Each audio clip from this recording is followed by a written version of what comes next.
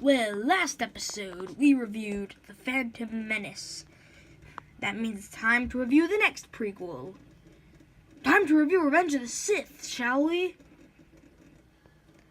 Ah, yes, this movie. The best Star Wars prequel by far. And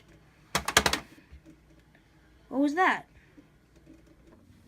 I don't even remember living down here. Now, what was making all that racket?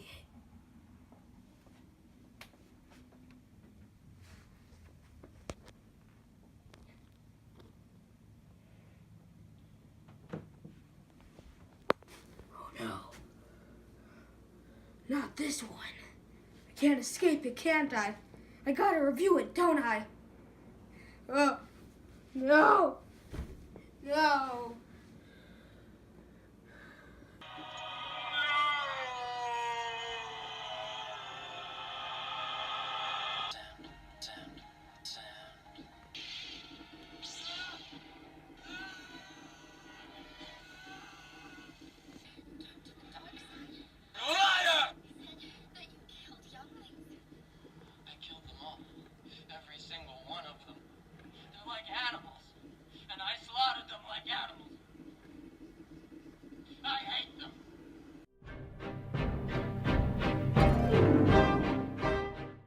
Oh yay, Attack of the Clones, everyone's favorite Star Wars.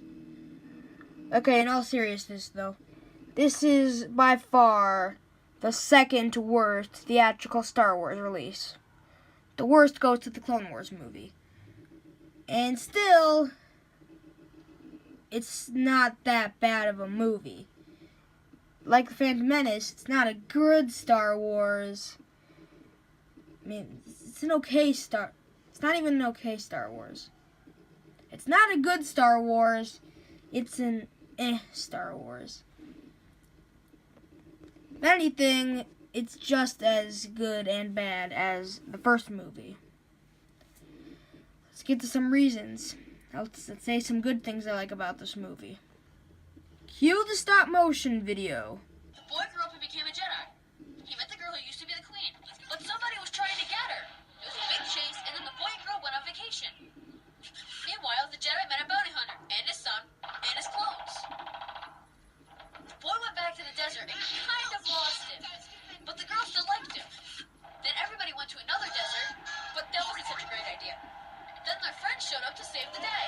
Unfortunately, there were lots of bad guys, but fortunately, the good guys had lots and lots of clones. Then they had a big fight. Really? And the little good guy went totally ballistic. But the bad guys got away. The boy and girl got married. Then there was some Clone Wars. Something I did forget to mention about The Phantom Menace is just how confusing the plot. I mean, I joked about it, but there's lots of politics talk and everything. Here, it's lessened a lot. Some of the good things are Obi-Wan's entire side story, and they also added the origins of Boba Fett, which is nice. Obi-Wan's entire side story is good and all, but when they talk about the clones, they never finish that subplot. It's just like a master, like some mystery Jedi called in for a clone army for the Jedi, but the master he pretended to be was dead. I don't know. It's confusing, and it's never thoroughly explained. But Jango Fett's pretty cool, and I would say he's cooler than Boba Fett because he actually does something. And, speaking of Jango Fett, the way he dies at the end of the movie was pretty sweet. I mean, just look at this.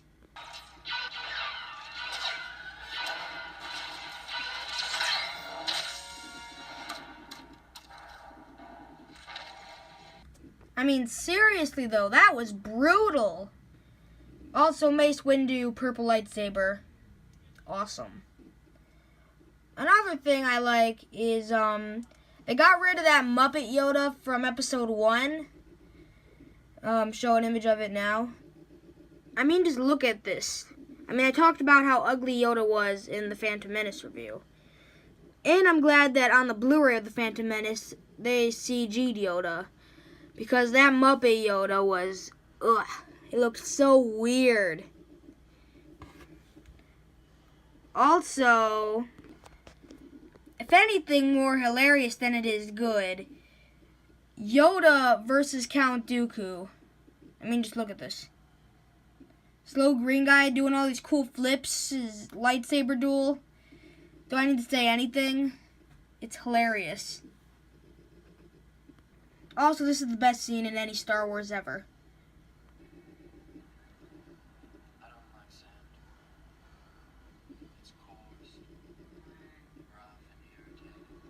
And it gets everywhere. With all seriousness, though, why was that in the movie? The entire subplot with Anakin and Padme is just bad. I don't like it. It's full of cringy lines like I don't like sand. I mean, other than its meme-worthiness, why? They lessened Jar Jar Binks' role and pretty much replaced him with C-3PO. Even though they did add the part where Jar Jar pretty much creates the Empire. Yeah, Jar Jar Binks creates the Empire pretty much by giving Emperor Palpatine the Supreme Chancellor shall get emergency powers. Why did Padme ask Jar Jar to have her in place during the Senate? Anyway, Jar Jar's amazing comedy was replaced with this entire section where C-3PO gets his head put on a battle droid, and it's just full of great puns. Great puns. I was joking about the sand thing earlier, but the best scene in the movie is actually in Anakin Skywalker's plot, where he goes to find his mother, who's been kidnapped by the Tusken Raiders, and when he finds her, she pretty much dies in his arms, and that leads to pretty much the best scene in this movie.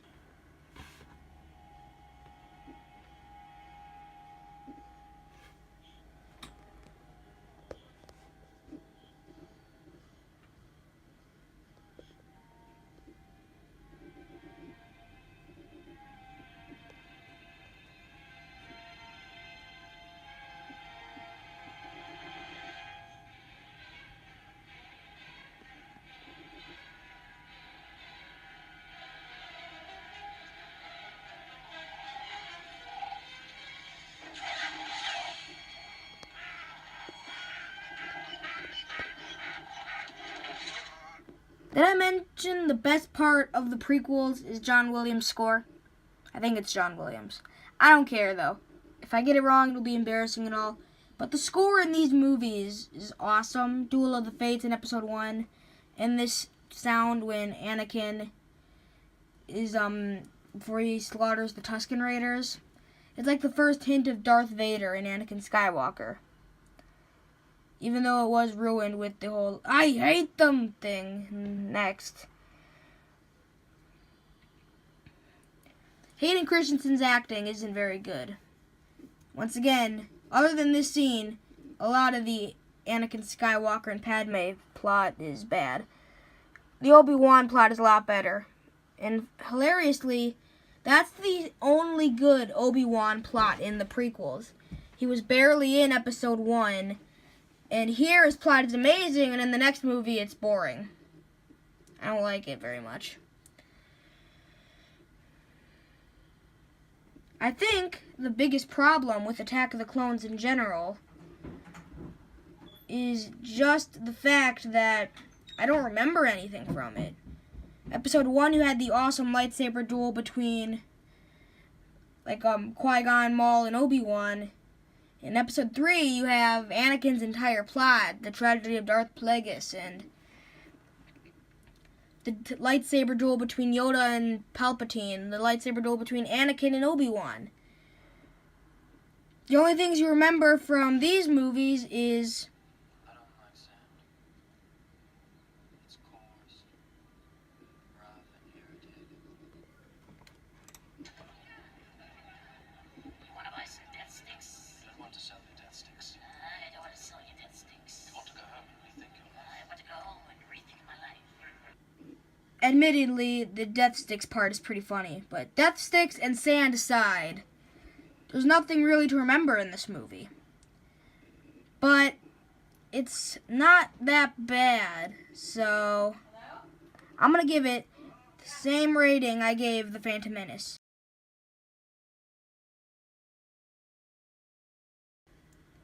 At last, done with the worst of the prequels. Next episode will cover the best prequel, Revenge of the Sith.